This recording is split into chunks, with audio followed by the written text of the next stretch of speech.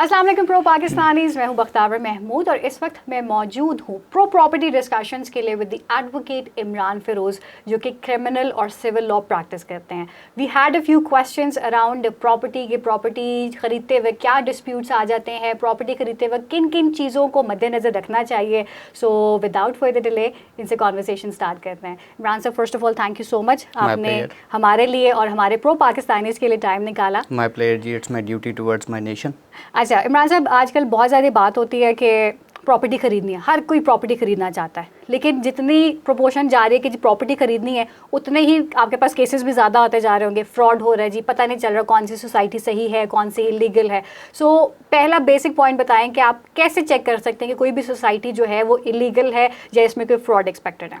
अच्छा, हमारे पास बड़ा इजी टूल है कि हमारी जो सोसाइटीज़ होती हैं वो हमारी रजिस्ट्रार कोऑपरेटिव सोसाइटीज़ के पास रजिस्टर होती है। जैसे अगर हम इस्लामाबाद की बात करें तो इस्लामाबाद में जो डीसी इस्लामाबाद हैं उनके पास तमाम सोसाइटीज़ रजिस्टर होती हैं। और अगर हम रावलपिंडी की बात करें, किसी भी बड़े शहर की बात करें, तो वहाँ पे कोऑपरेटिव सोसाइटीज़ के रजिस्ट्रार डीसीज़ की शक्ल में मौजूद होते हैं और वो टाइम टू टाइम अपनी लिस्ट इशू करते हैं कि कौन सी सोसाइटी रिकगनाइज्ड है और कौन सी सोसाइटी है जिसको अभी तक एनओसी इशू नहीं हुआ।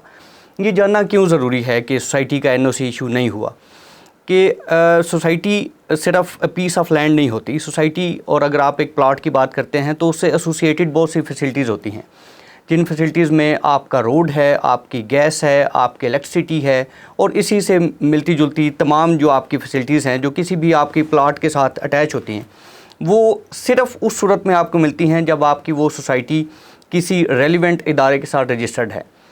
अनफॉर्चुनेटली ये होता है कि societies without registration, without getting NOC, वो लैंड पे काम शुरू कर देती हैं, लोगों से पैसे लेना शुरू कर देते हैं और लोग भी विदाउट चेकिंग कि ये सोसाइटी रजिस्टर्ड है, ये लीगल है, इसका एनओसी जारी है या नहीं है, तो वो वहाँ पे इन्वेस्टमेंट करना स्टार्ट कर देते हैं। मैं अगर इस्लामाबाद की बात करूँ तो आपको सीडीए की वेबसाइट पे, आपको इस्लामाबाद एडमिनिस्ट्रेशन की वेबसाइट पे बहुत सी सोसाइटीज़ के नाम मिलेंगे कि जो रजिस्टर्ड नहीं हैं, जिनके एनओसी अभी तक जारी नहीं हुए और उनके साथ भी लोग इन्वेस्टमेंट्स कर रहे हैं। अब मैं अगर कुछ सोसाइटीज़ के नाम लेना शुरू करूं उस साइट की रेफरेंस से, और अगर आप एक और रेफरेंस यहाँ पे मैं ऐड करूं कि नैब हमारा इदारा है जो कि इन फेक सोसाइटीज़ के ख़िलाफ़ मुसलसल काम कर रहा है, क्योंकि ये क्रैकडाउन करते हैं, ये फ्रॉड करते हैं और ये मिलियंस ऑफ रुपीज़ जो हैं वो पब्लिक एक्सचेकर को भी और लोकल लोगों को नुकसान पहुंचाते हैं। तो नैब भी अपनी जो लिस्ट है वो इशू करती रहती है और लोग उन लिस्ट को कंसीडर किए बिना यहाँ पे इन्वेस्टमेंट्स करते रहते हैं।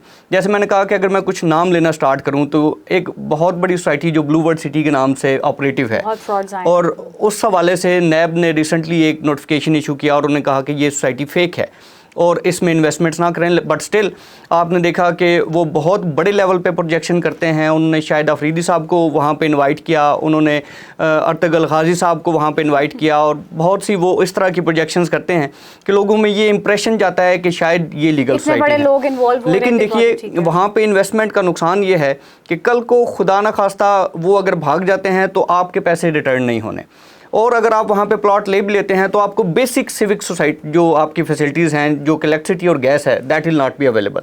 सो there is no fun in buying a plot जहाँ पे आप रह नहीं सकते। ये बेसिक जो चीज़ें हैं कि जब भी आप किसी सोसाइटी में कोई प्लॉट लेने के लिए इंटरेस्टेड हैं तो पहले उसको वेरीफाई करें कि ये सोसाइटी रजिस्ट्रार कोऑपरेटिव सोसाइटीज़ के साथ रजिस्टर्ड है, इस पे कोई नैब का किसी भी इदारे का कोई स्कैम नहीं चल रहा और वो अपने प्रॉपर एलओपी के अप्रूवल के साथ और एनओसी लेने के बाद उन्होंने अपनी लॉन्चिंग की है।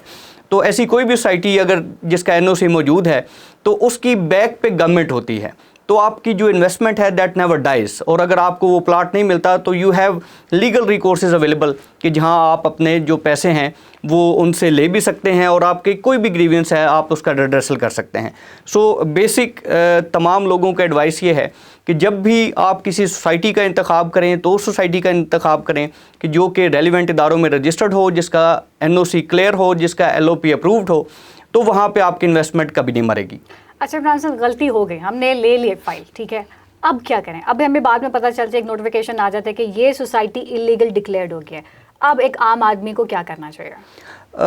उसमें फिर नैब या FIA दो इदारे हैं जो कि इन फेक सोसाइटीज़ के ख़िलाफ़ काम करते हैं। अब उनका लेकिन जो स्कोप है वो बड़ा लिमिटेड है। सो यहाँ पे बड़ी अलार्मिंग सिचुएशन है। मैं एक सोसाइटी का नाम लेना चाहूँगा कि किंगडम वैली के नाम से एक सोसाइटी है। उसका जो अप्रूव्ड लेआउट प्लान है, लाइक जो उनको प्लाट्स दिए गए हैं, वो सिर्फ 104 कनाल पे मुश्तमिल है। That may be make 100 plots, that may make 200 plots. और जो मेरी इन्फॉर्मेशन है, मेरे सोर्सेज ये इन्फॉर्म करते हैं कि अभी तक वो तकरीबन 10 लाख फाइल बेच चुके हैं मार्केट में, कि आपके उन 200 प्लाट्स के अगेंस्ट 10 लाख फाइल्स बिक चुकी हैं। और जिन साहिबान ने, वो आप में और हम में से होंगे, वो फाइल्स ख़रीदी हैं, उनका कोई पुरसान हाल नहीं होगा। इसकी रेमेडी क्या होती है? रेमेडी ये होती है कि आप नैब में या FIA में एप्लीकेशन देते हैं। नैब और FIA उनके एसेट्स जो हैं, एसेट्स मींस कि ऑन ग्राउंड उनके जो प्लाट्स अवेलेबल हैं वो उनको सीज़ करते हैं, उनके अकाउंट सीज़ करते हैं, और उनमें से जो भी पैसे उनको रिकवर होते हैं वो फर्स्ट कम फर्स्ट सर्व की बेस पे जो पहले क्लेमेंट्स होते हैं उनके क्लेम सेटिस्फाई कर देते हैं। और देखिए कि अगर 200 प्लाट्स के अगेंस्ट 10 लाख क्लेमेंट है तो कितने लोगों को नुकसान होगा। सो ये बड़ा ट्रिकी पॉइंट है और लोगों को बहुत ज़्यादा इसमें अवेयरनेस की ज़रूरत है कि इन जैसे फ्रॉडस्टर्स लोगों में ना फंसें। खुदारा अपनी तहकीक किया करें कि तहकीक के बगैर अगर आप जब भी किसी ऐसे एडवेंचर में पार्ट लेंगे, किसी प्लाट को सस्ता समझते हुए, अल्टीमेटली आपको उसका बहुत नुकसान होगा। अच्छा, अब एक आम आदमी को बताएं कि अगर नैब या FIA में कंप्लेन हमने लॉन्च करनी है तो पहला स्टेप क्या करें? हम 15 में कॉल करें या डायरेक्टली FIA नैब के ऑफिस जाएं? किस तरह से वो पूरा प्रोसेस क्या होगा कंप्लेन? हाँ, नैब का 15 से कोई लेना देना नहीं है। नैब ऑफिस हमारे तमाम बड़े शहरों में मौजूद हैं।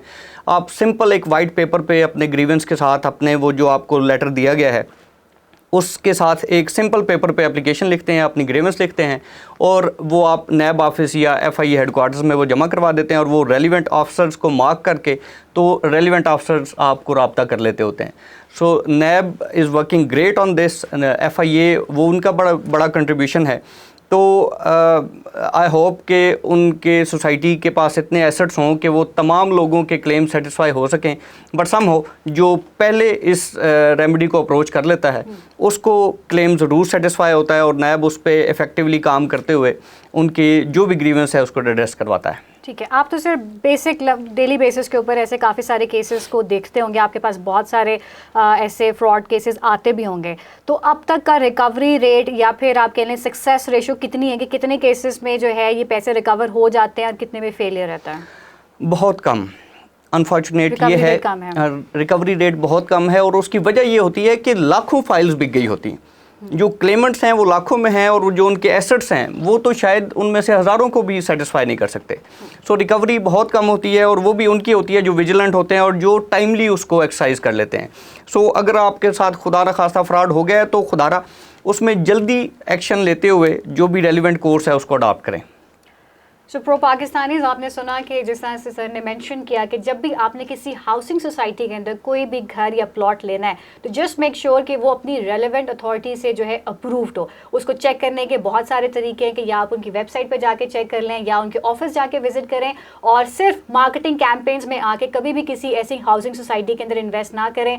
आप उनके लिए प्रॉबेबली ये कुछ लाखों का स्कैम होगा, लेकिन हम जैसे आम आदमी के लिए ये हमारी ज़िंदगी भर की एक कमाई होती है। तो काइंडली कोशिश करें कि जब भी ऐसी इन्वेस्टमेंट करें तो जस्ट मेक श्योर कि आपने अपना होमवर्क कंप्लीट किया हो। इस तरह की मजीद वीडियोस हम आपके लिए लाते रहेंगे। अगर आपका कोई भी रेलेवेंट क्वेश्चन हो तो प्लीज़ कमेंट्स में ज़रूर मेंशन कीजिएगा। टेक केयर एंड अल्लाह हाफिज़।